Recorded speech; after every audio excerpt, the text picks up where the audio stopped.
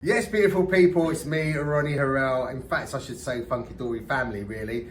These two, Janice and Lorraine, are going to be doing, is it a debut set for us? It is a debut set. It is. Janice actually went to Funky Dory last year, didn't you? You did. And I said to Ronnie, why haven't you got us on there?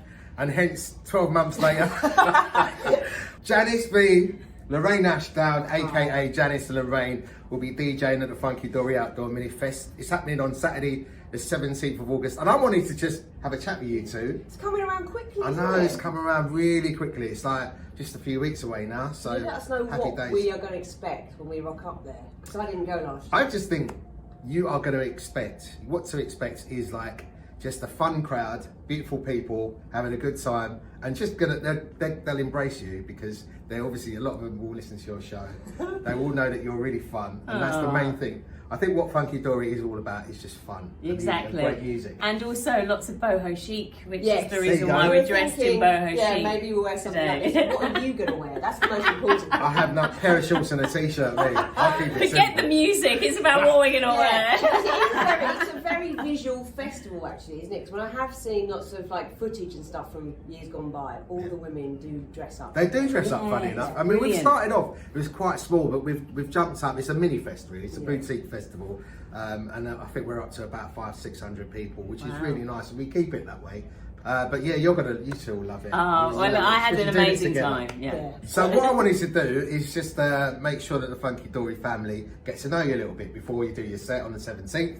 And I've just, for a bit of fun, instead of me sitting there with like a clipboard and asking you questions, I've written some down and it's just random. You pick them up from our Funky Dory mug, available at funkydorylove.co.uk. See what I did there? Yes, see what you did there. He's plugging it constantly. So he's about He's to do his, he's got the t-shirt, he's got the hat, he's got the I've glasses, got it all. the fan. Right. So who wants to go first? Who's going to go first? Go on, you go first. Who's going to go first? Okay, So here we Lorraine's go. going first. Here we go. My favourite concert ever. It's got to be Michael Jackson. Really? Yes, definitely. I mean, he is the #1 performer ever of all time. I was lucky enough to see him, obviously, in my lifetime, in his lifetime. So yeah, Michael Jackson. Yeah, when was it? What was it? The band concert? Wembley. Yeah, I actually think it wasn't one of his best tours. It was history, but Oh, it was right. still good. Okay. You know, it was still like a complete epic performance. So Michael Jackson. There you go. Again, Like, JV, your blow turn. down there. Wish I'd got that one now. Yeah, no, you do. Who was your favourite concert then? Prince. Oh, okay. Love Sexy, I saw it twice. Wow. But I wanted to be Sheila E, so I was focusing on Sheila E, how she was drumming, because I wanted love to be in his Sheila E. band. Sheila E's one of Ah, my Sheila favourites, she's E, incredible. man. Favourite interview on the radio? Now, I've heard you two interview many people. You've interviewed Louis Vega. You've interviewed so many people. So who's your favourite? I think we've got to say, like, Snoop Dogg. Snoop just Dogg. because of what was going on in the studio while we were interviewing him. Seriously, what was going So on? he came in, it had been raining outside, Yeah. so he came in with his shower cap on for a start. We were like, what you got that on for? But it was protecting his locks, obviously. And then he obviously had all his mates in there. This was back in the day in Kiss on the Holloway Road where you could smoke in the studio. Right. So obviously he wasn't smoking normal cigarettes. So there was all that going on. This is like on a drive time show as well. This is in the afternoon, like about 5 in the afternoon. So had all his homies in there. It was just a really good interview, wasn't it? And Yeah. Lauren Hill as well. Lauren Hill. We interviewed Lauren Hill. I Oh mean, my blessed, days, blessed, seriously. and we've also got How gold was she? records. How was she? She was incredible. Was she cool? I mean, Yeah. really chatty. Yeah, we had an amazing time. And Luther Vandross. Yeah, and Roy Ayers. Roy Ayers. Oh Roy my Ayers. days. Roy Ayers gave me his hat. Yeah. I don't know where I've put it. I'm seriously Gutted in about awe that. of you two because, like, you've just mentioned 3 interviews at least that I would love to have done. Of Lauren. And do you know what was Really fun. quite good as well? Because we had Destiny's Child in, didn't we, before Yeah. they made it as Yeah, well. yeah. So it was really interesting. It was the original lineup. Yeah, yeah. It was really interesting because they were so timid, weren't they? And Yeah. shy and stuff like that. So to have watched what happened to them, like, you know, stratospherically, when, you know, their career just went up, didn't it? Yeah, but That's also, nice to see that, isn't it? Yeah. When Yeah. you've interviewed someone and then, like, a few years later, they're sort of Yeah. superstars. Yeah. but also the kind of producers, like Yeah. so many producers and DJs that we've interviewed as well, like Like Roger Dave, Sanchez. yeah, Dave and- Morales. Yeah, but also the kind of the people that don't get the kudos. Like I went to interview Rosie Gaines in a hotel, and Wow. we laughed, we drank. It was just Really? the best interview I've Oh, ever actually, had. one of the Yeah. best ones I've done in a hotel was Keanu Keanu Reeves. Oh, I bet it was. And it was just, yeah, but the great thing was, his PR woman left me and him in the room. It was late as well. I think it was at Dorchester or somewhere like that. You know when you go on those junkies. And it was quite late. And I remember looking out into the sort of London skyline and seeing all the sort of night, the lights were on and stuff. So it was quite late at night. And he got up and he went to the bar and he offered me a drink. So he made me a drink, we sat down, it was all very cosy. Nice. I was like, this could be the beginning of the rest of the life. With Keanu Reeves. Yeah, he had different plans, obviously. Can I just say, the not so great interview that I've done on the radio is Mariah Carey. Really? Because the only reason why is because she didn't look at me the whole interview because she was being videoed by her crew. Right. So she's only good on one side, like she likes only one side of her face being videoed. So I was sat there and they wouldn't let me sit in front of her. So I was talking to her to the back of her head. So she was talking to me like that. But her mood was alright though. Well, Yeah, do you know what? Because she's got this reputation of being a diva, but when I met her, she was fine. Yeah, she was in a bit of, maybe she was in a mood because she didn't want to be there. Maybe it was Maybe. me. And another one who I really, really loved, 50 Cent. Oh, really? And I actually got to try on his diamond ring. Usher. Oh, Usher. Usher's We a had legend. Usher Usher's a legend. all to ourselves on the Holloway Road. It was on a Saturday. We went in specially, didn't we? Yeah. And we were like, there were all these girls outside on the Holloway Road, like screaming Usher, Usher. We had him in our office, didn't we? Yeah. We were going to lock him in there and never let him go. Listen, I think a lot of people we got him to teach us all the lyrics to his song. I wanna leave the one I'm with. He's got a serious a new relationship. Another really nice one that we did. God rest his soul, Lyndon David Hall. Oh, that was so He nice. was really lovely. Really nice. amazing. So Wow. we've interviewed a load of amazing people, a couple of strange, odd ones. Yeah, Mariah Carey, the interview was great. It's just that she wasn't looking. Yeah, that's never good. Have you ever Blue done Cantrell for me. Really. Horrendous. And have you ever had an absolute disaster during an interview? I remember going to a hotel, doing a whole hour with Harleen Anderson because she was going to do like I was doing, you know, obviously recording the audio and I was going to cut it up and make it into like a 2-hour special. Anyway, it was mini disc day, so I put the mini disc in the player, recorded all the interview, dropped the mini disc, wiped everything. I'd been there with her for an hour, so I had nothing. And bless her heart, she let me do it all over again with her as well. So Right, so I've got a story that's very similar, only we were in Montego Bay in Jamaica with Brandy, and I'm with a producer, won't name a name, right? But we'd done the whole interview with Brandy. We were the first ones in, we did the interview, came out, went to listen back to it, and she didn't press record. That's it. And also, you don't have a backup, do you? In Jamaica. Did you go back in or not? Well, yeah, she was really lovely. I mean, you know, like the second time around, it's never going to be the same, is it? Do you know what I mean? Yeah. But, like, Yeah, can you say that thing you said before? That joke I did. Chemistry. it was just like, It was yeah, really it was funny. just, Can you it was laugh like, again, you know, please? she was worn out by then because obviously she'd been in with all the other press and everything. They flew us a load of us out to Jamaica specifically to interview her for the Full Moon album. And yeah, we was devastated. Oh, He's a legend. Ronnie Herel is a legend. Listen, from what you're telling me, like you've had an amazing radio career as well, which is a beautiful thing. And you can hear from what you do. Your Friday show right here on My Soul, 1 till 4. Listen, check it out because they will put a smile on your face as well as great music, your mixes. But you always, seriously, I come in here early and I'm doing a bit of work and I've got you in the background.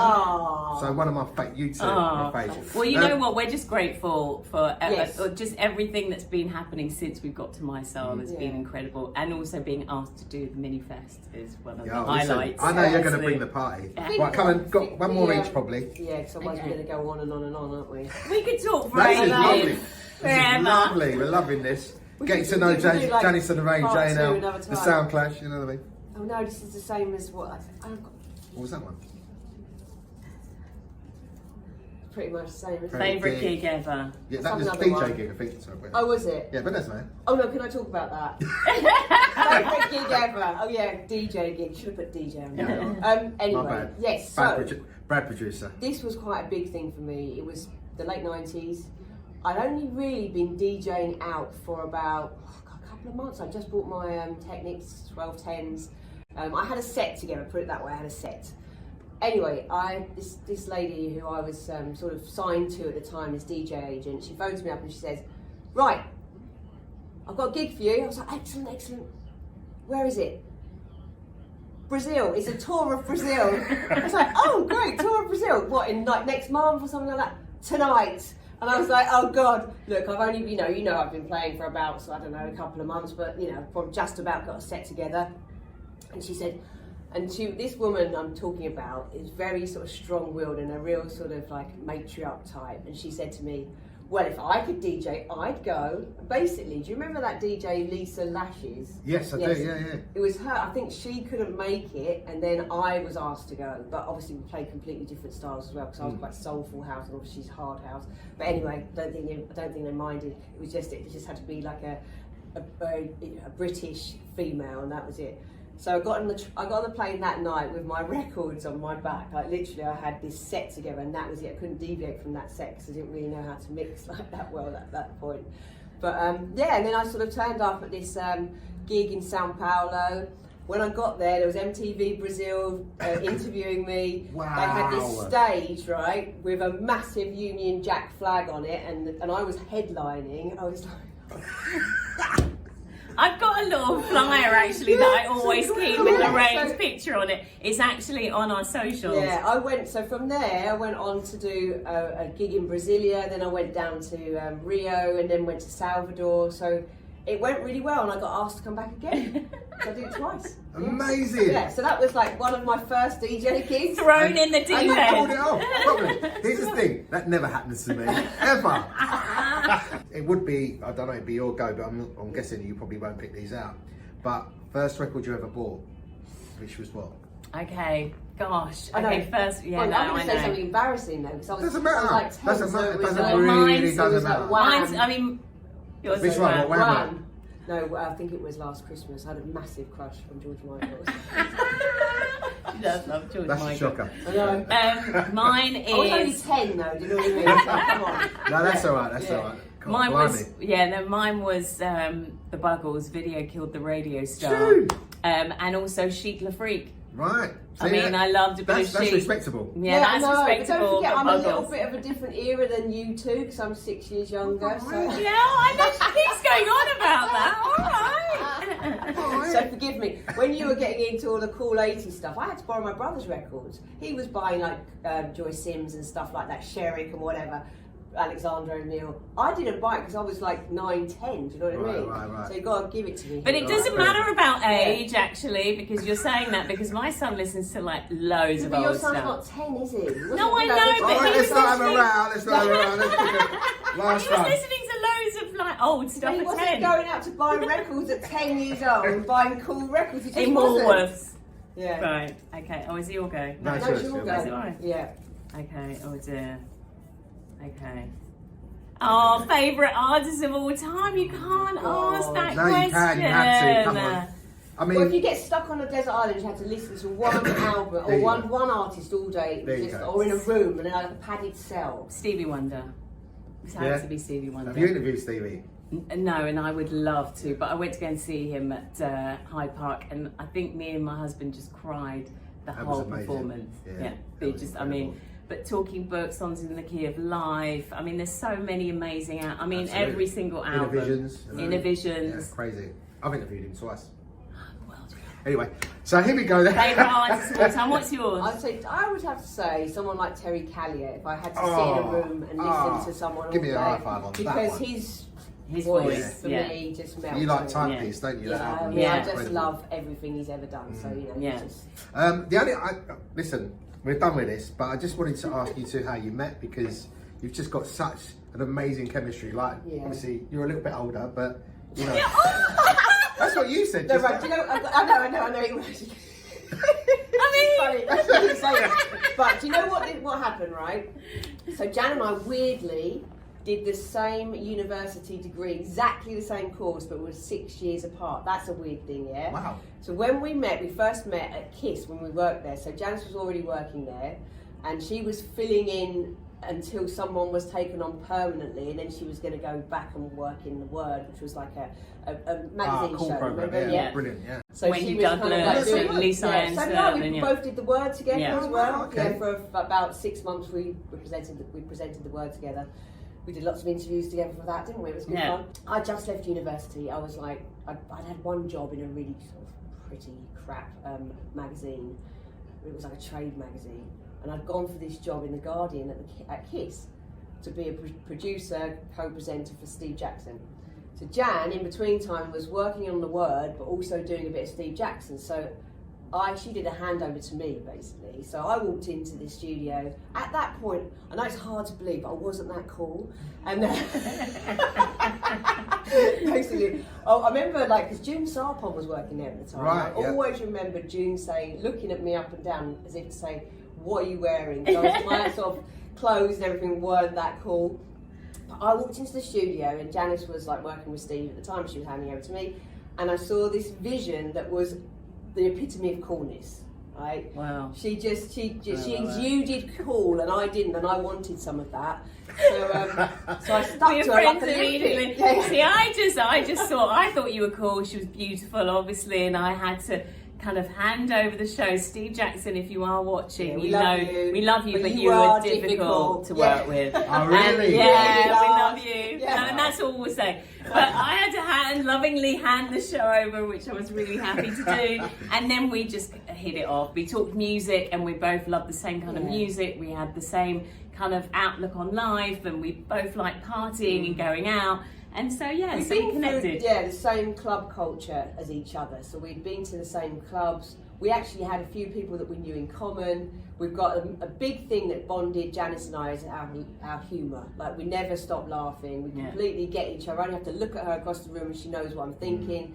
And, you know, it's just, we had that from day one. And it was like, we didn't work with each other immediately, but then eventually I worked with Steve for about a couple of years, and then we managed to do the Word together, and then they offered us our own show, the Drive Time show on KISS, and that was where it all kind of like just spiraled. It was just where it moved off, you know, it was brilliant. But And we just had a laugh, didn't we, and for I about think 4 years. Even now, it's like we are very similar in what we like musically.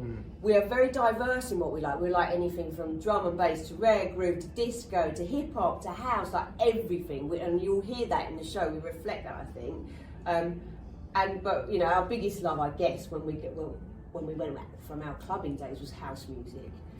So we bonded a lot in that. When we first started DJing out, it was always like house that we were playing. I mean, it's quite nice now because we get to play, you know, when we do Boysdale and stuff, we get to play across the board. We love doing that. Boogie, everything, like disco, where we didn't really do that back in the day. We only just played house, didn't we? So, you know, I think we are it's not like we can't, when we're programming the show on a Friday, we're not like coming at it from different angles. We listen to lots of different music and we complement each other. We don't have this, we're not at loggerheads, you know, we don't butt heads over music. We generally are on the same page, and I think that's why it works as well. Like, she knows what I'm going to like, I know what she's going to like. So, really, I mean, like you say, the chemistry, I have to tell you, I mean, we're so different, obviously, visually, and, you know, and our lifestyle is very different. But we just come together in this weird kind of union where we outside just of music, I mean, fashion and everything else, we are very different. So different. But you know, it's like music and humour is totally, we're on the same page. And I was about to say, really, I've seen so many radio duos when I've come in the room and it's just been silent until the microphone goes up.